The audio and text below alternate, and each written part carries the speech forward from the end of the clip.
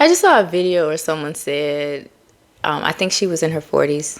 I think she was in her 40s, and basically it was a video about policing women's uteruses. Let's just say that's what it was about. But I think the video, I believe, was something to the effect of stop asking women. When women who have children ask women who don't have children, how come you don't have kids? Oh, you don't want kids? I think it was specifically when they learned that the woman was 40, over 40.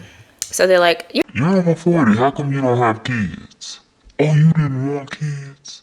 Oh, you can't have kids? stop being messy. Get out people's uterus. Because she made a point. She said it makes people feel some kind of way when people do that. Because what if the child-free person would say to the child having person, oh, you got kids? What made you have kids? You wanted to have kids? Because let's be honest.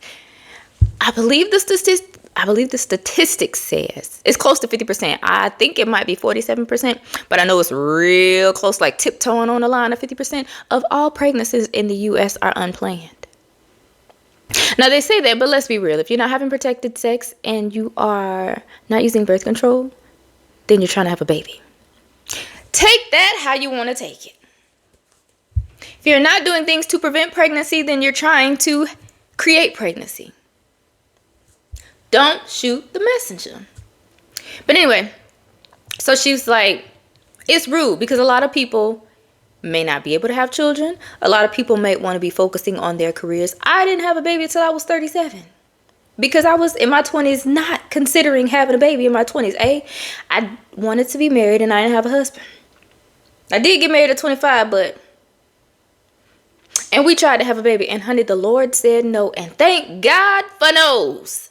Thank God for unanswered prayers. Thank God for no's, because I don't want to be attached to him, and I'm glad I'm not attached to him. So we got a divorce, and we just free from each other. He blocked me on all the things, and I just don't think about him. So thank God for unanswered prayers. But some people can't have children. Some people don't want children. Some people want to wait until they are ready emotionally, financially, mentally.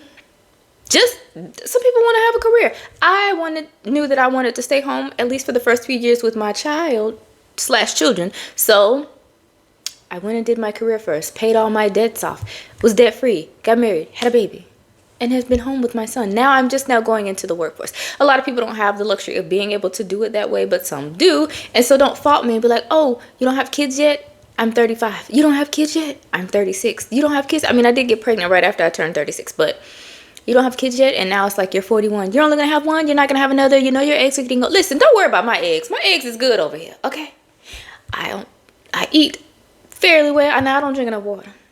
And I'm going to tell you to drink water. But I eat fairly well. I don't exercise like I should. But I'm overall basically healthy.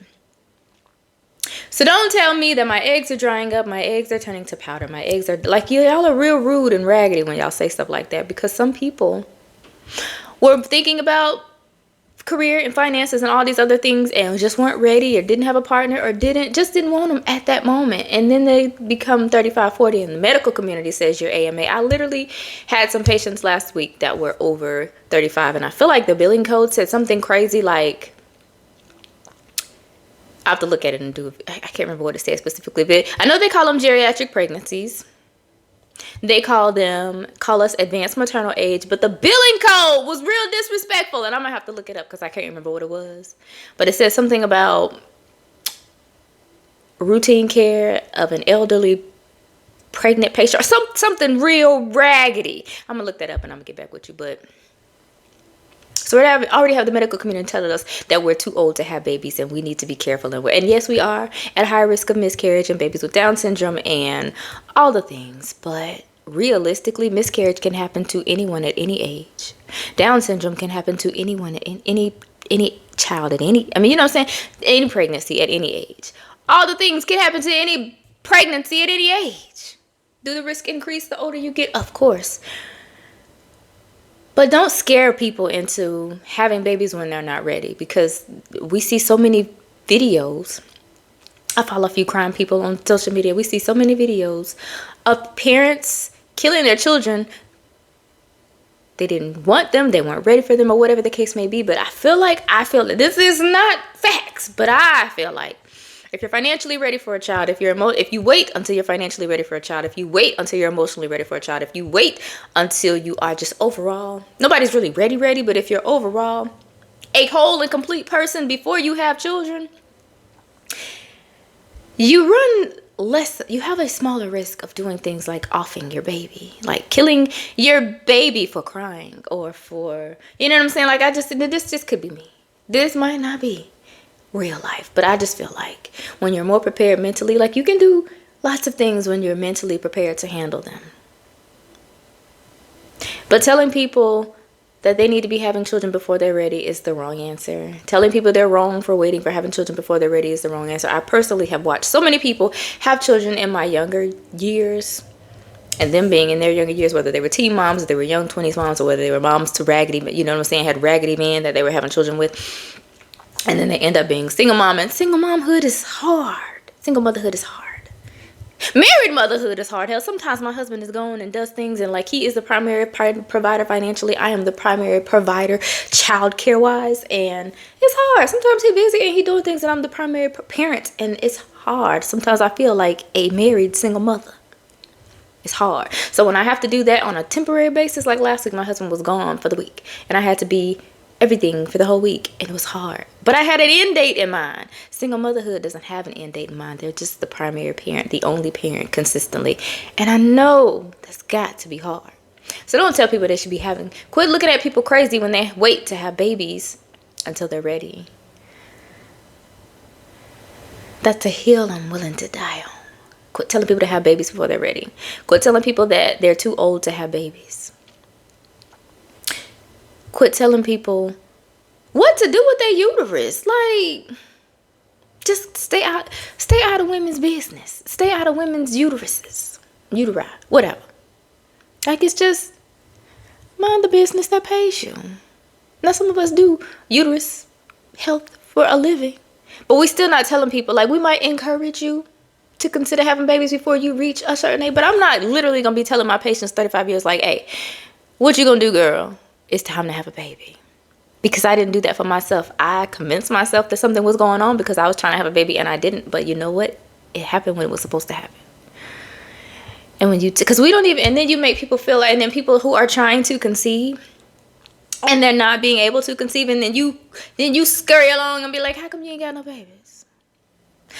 And they're trying to have a baby, so you're just making a stressful situation even more stressful and difficult, because they're already thinking something's wrong with them, and you're making them think that something's wrong with them because you're asking them, how come you don't have a baby? And they're trying to have a baby, so they're asking themselves, how come I don't have a baby?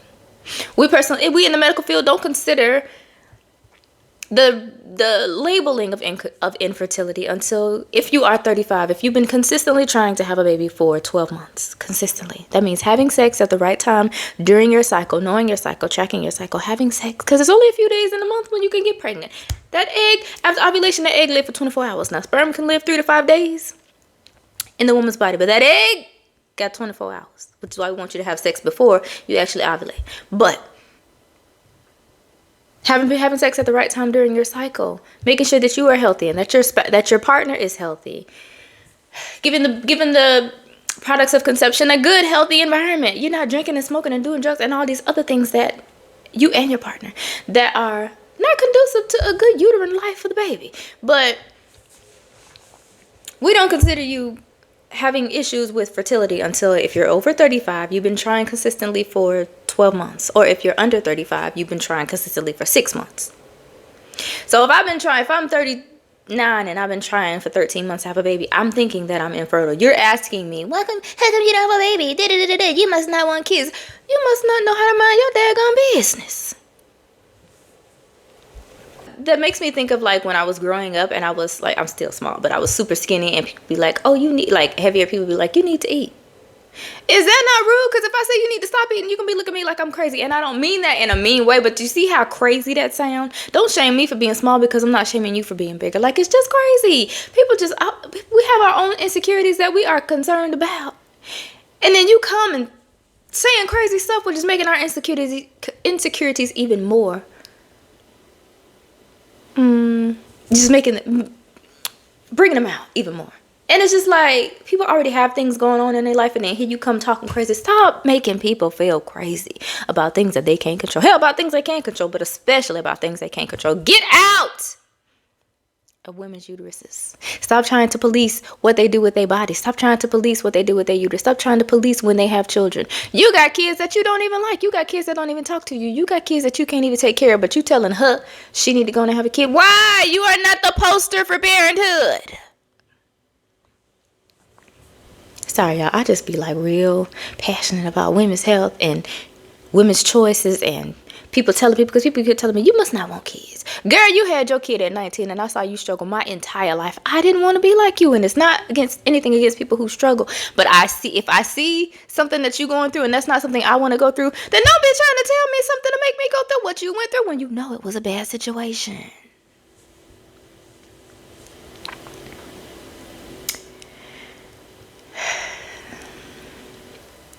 But that video, it touched me, because I feel on both sides. Now that I am a mom, I feel for both sides, because I know how it is for people to be like, and a lot of my friends had kids in our 20s. And some of them are like, you gonna have kids? When you gonna have kids? I want a niece. I want a nephew. Listen, I know you talk about your raggedy baby daddies. Like, why would you want to put that on me? I'm not ready. He not ready. And we're not together anymore, so. And then as soon as I got pregnant, and as soon as I had my son, when you gonna give us a niece? When you gonna have a daughter? Don't you want another one? Listen, can I adjust to this first one? Hell, my baby about to be 5. And every day I still be looking like, Lord, I can't believe I'm somebody's mama. I do want to give him a sibling, and my husband don't know, but I'm getting ready to start tracking my cycles. We're about to get it. Listen, TMI. But stop making women feel bad for not having babies on your timeline. Let women have babies on their timeline. As long as they're good with it and their healthcare provider is good with it, leave these women alone. Mind your business. Stay out of these women's uteruses. I'm Brooklyn, your favorite women's health nurse practitioner student, and thank you for watching. Comment, like, and subscribe if anything I said resonated with you. If you have any questions, comments, put them down below. See you in the next video. Bye, guys.